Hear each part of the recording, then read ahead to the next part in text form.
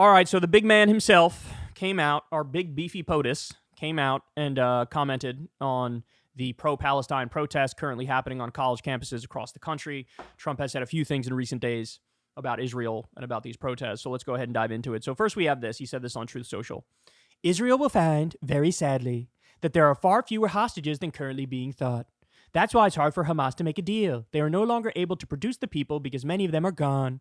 Hamas is incapable of holding Jewish people for a long period of time without killing them. And it'll only get worse.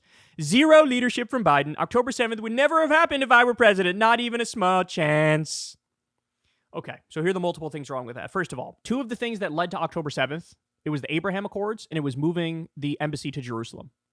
Because those two things were a giant middle finger to Palestinians, and it was Donald Trump who brought us moving the embassy to Jerusalem directly because Sheldon Adelson paid him $100 million. And it was Donald Trump who brought us the Abraham Accords, purposely going around the Palestinians saying, you don't matter. You don't exist. We're going to go make peace with other Arab countries and put a middle finger up to you.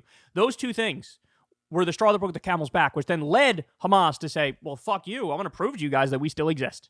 That directly led to October 7th. So he's partly responsible for October 7th. And he has the nerve to say, never would have happened under me, even though my policies brought it about, but it never would have happened under me. That's one thing. The other thing is, he's blaming Hamas for the fact that a lot of the Israeli hostages are dead. You know what the sad reality is? And we've discussed this in detail, and there's already evidence of this. Israel's carpet bombing has killed many of their own hostages. Israel is responsible for that. That's been the case from like a month into this thing. There were reports that, hey man, they're sort of leveling everything in sight, and we think they killed some of their own hostages. Hamas is incapable of making a deal. You want to know what the sticking point is for Hamas? They want a permanent ceasefire. It's Israel that's insisting, no, we'll do 4 weeks or we'll do 6 weeks. Well, listen, at some point, we'll give us all the hostages, and at some point, we're going to go back to exterminating all of Gaza. Nobody in their right fucking mind would make that deal. So the bottom line is here about this Trump tweet, he doesn't know what the fuck he's talking about. He literally has no fucking idea what he's talking about. Totally not up on what's actually happening on the ground. Totally not up on the facts of the matter. And just bloviating.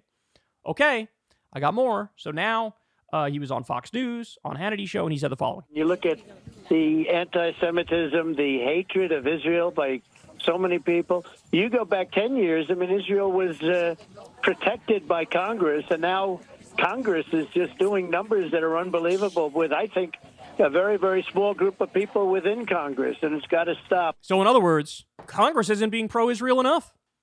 Congress isn't being pro-Israel enough. And with all this anti-Semitism on college campuses, so he's parroting the same establishment line. All these protesters, they're just anti-Semites. They just virulently hate Jews, and that's the end of the conversation.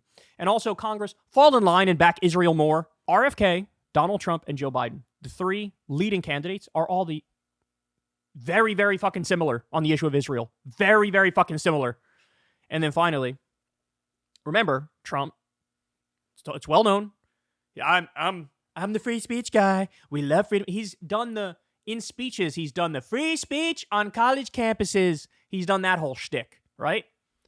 Get this. He also said this on Truth Social the other day. Stop the protest now! Another total fraud.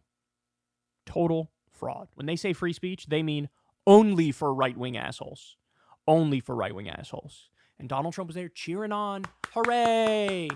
Send in the cops with the riot gear. Hooray! Send in the Zionist thugs who are assaulting pro-Palestine protests. Hooray! You know, there was moments where he had negative things to say about Netanyahu. But now it appears like his strategy is to coddle Netanyahu's ballsack and tickle his taint.